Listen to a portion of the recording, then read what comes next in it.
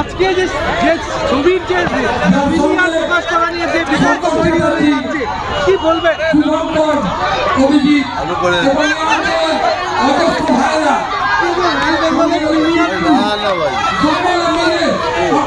আজকে যে প্রিমিয়ার হওয়ার কথা ছিল সেটা যে রাজ্য সরকার তাতে বাধা দিল, এটা নিয়ে কি বলবে?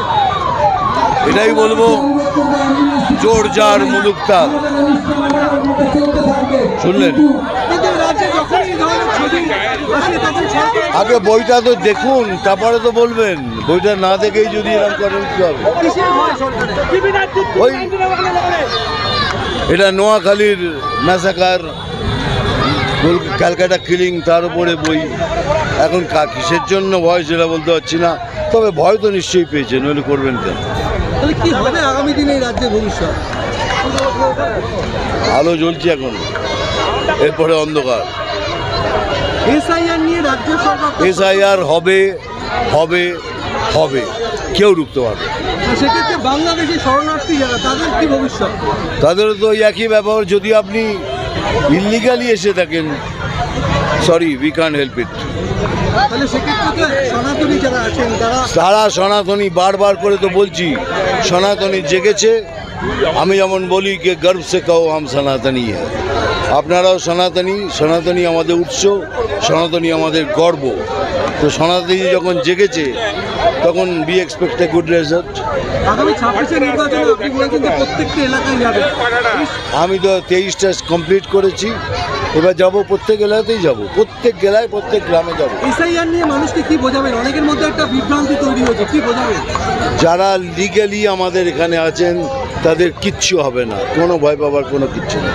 রাজ্যের পরিযায়ী শ্রমিকরা ভিন রাজ্যে আক্রান্ত হচ্ছে, এই নিয়ে এটা একদম, এটা ভাই আমি কিছু বলতে পারবো না।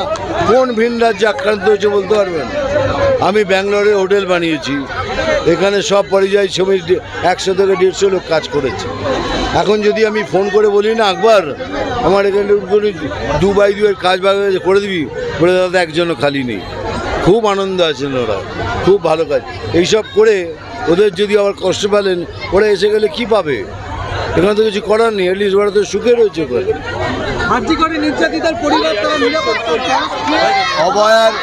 অভয়ার বিচার চাই, অভয়ার বিচার চাই।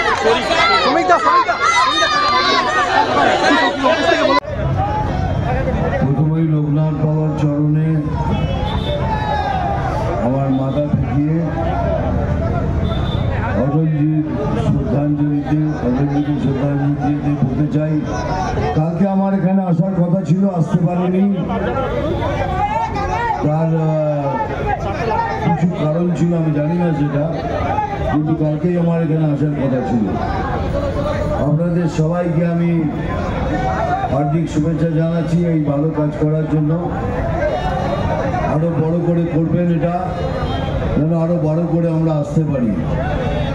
আর বেশি কথা বলবো না, পরের দিন পরের সময় অনেক বড় বড় কথা বলবো। Thank you very much. ITC হোটেলটি রিকনউইথ, সেখানে ভেতরে ঢুকে এরকম হতে পারে, এটা তো ভাবা যায় না। ये ऐसा हो गया तो मैं सोच ही नहीं सकता। आईटी से hotel to reckon with, so big hotel, और वहाँ ऐसा हुआ तो वेरी सरप्राइज। बहुत सा एफआईआर भी हुआ है सर, ये सब होता रहेगा, चलता रहेगा। और बंगाल फाइल रिलीज भी होगी।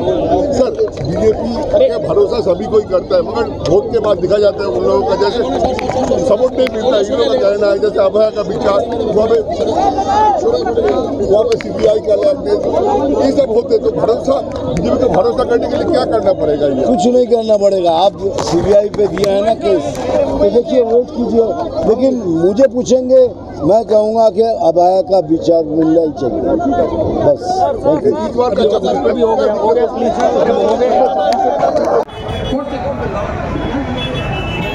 আজকে পোখরানের পুষ্পার্ঘ্য নিবেদন করছেন মাননীয় সাংসদ শ্রমিক ভট্টাচার্য। পুষ্পার্ঘ্য নিবেদন করছেন অটল বিহারী বাজপেয়ীর প্রতিকৃতিতে।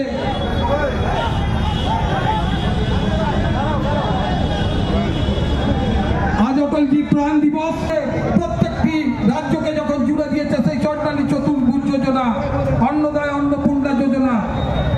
সুমনদা, প্রখ্যাত অভিনেতা শ্রী মিঠুনদারকে আপনি এগিয়ে আসার জন্য করতালি দিয়ে অভিনন্দন জানান।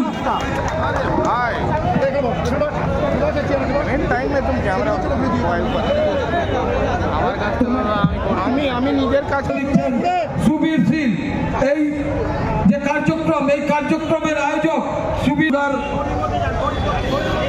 আমি অনুরোধ করব তুলে দিলেন, তারা একটু পুষ্পার্ঘ্য দেবেন।